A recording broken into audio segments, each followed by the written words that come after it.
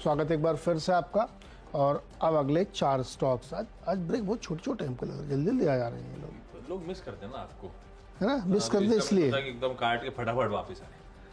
बीच का जो बंधन है वो नहीं होना चाहिए। ओके, तो आपकी सेवा में पेश है SBI लाइफ, ग्रीन में रखिए इसको। बहुत अच्छी रिपोर्ट आई है HSBC की, 1790 रुपये का उन्होंने टारगेट दिया है और उनका मानना है कि चौथी तिमाही में अच्छा खासा ऊपर टारगेट, चौथी तिमाही में जो ग्रोथ है सीक्वेंसली काफ़ी बढ़िया है, मार्जिन एक्सपेंशन हुआ है और कॉस्ट घटाई है इन्होंने, लोअर कॉस्ट पे लेके आए हैं।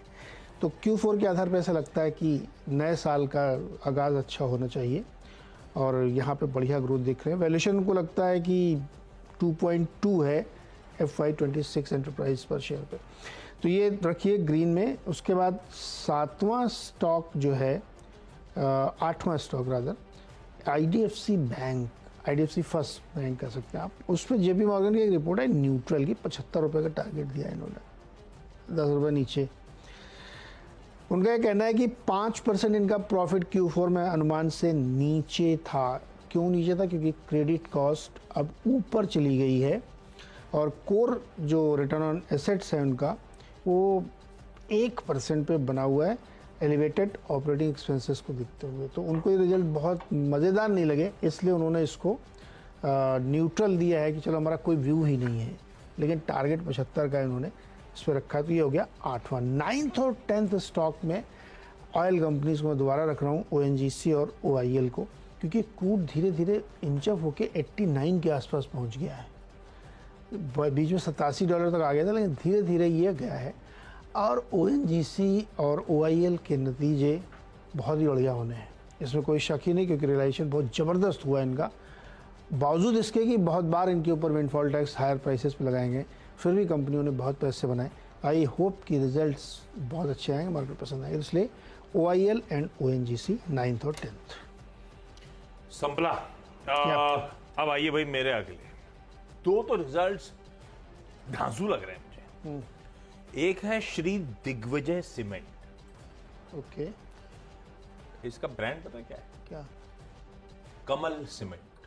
क्या बात कर? हाँ, दिखाओ ब्रांड के चित्र दिखाओ। अब वो कमल ही है। बिक्री 9%, बीटा 44%, मुनाफा 52% का। इबीटा प्लस पर टन 1302 रुपए, 1231 से बढ़ के, और 1302 रुपए मतलब शायद one of the highest in the industry. Number अच्छे।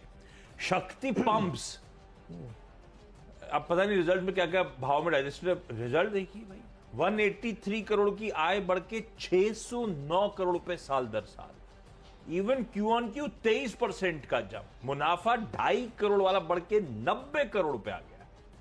Q-on-Q भी 90% का जंप है। तो साल दर साल इस तरह का एक्सप्लोसिव ग्रोथ थी, तो मैंने सीक्वेंशियली भी टटोल लिया, नंबर अच्छे हैं। अब ये जो गाइडलाइंस की बात कर रहे हैं, स्मॉल फाइनेंस बैंक, 2 रख दिए मैंने, हालांकि सारे SFBs आज फोकस में रहेंगे। AU स्मॉल फाइनेंस बैंक और इक्विटास स्मॉल फाइनेंस बैंक। बिल्कुल ठीक है, RBI ने गाइडलाइंस रिलीज कर दी हैं स्मॉल फाइनेंस बैंक्स अगर चाहें तो यूनिवर्सल बैंक्स बनने के लिए।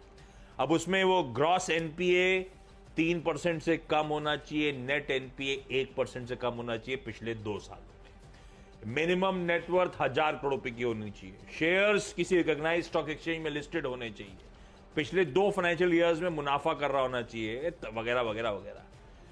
जो क्राइटेरिया क्लियर करते रहेंगे और जो यूनिवर्सल बैंक बनना चाहते होंगे वो ऑन टैप टाइप हो गया इनके लिए। अब खबर तो अच्छी है, तो भाई SFBs रडार पे, और ये 2 सिंगल आउट करके हरे कर दिए। इस नोट पर छोटा सा ब्रेक के उस पर जब लौटेंगे तो हम दोनों की टीम जो 10-10 स्टॉक्स की है उसका एक क्विक रैप अप।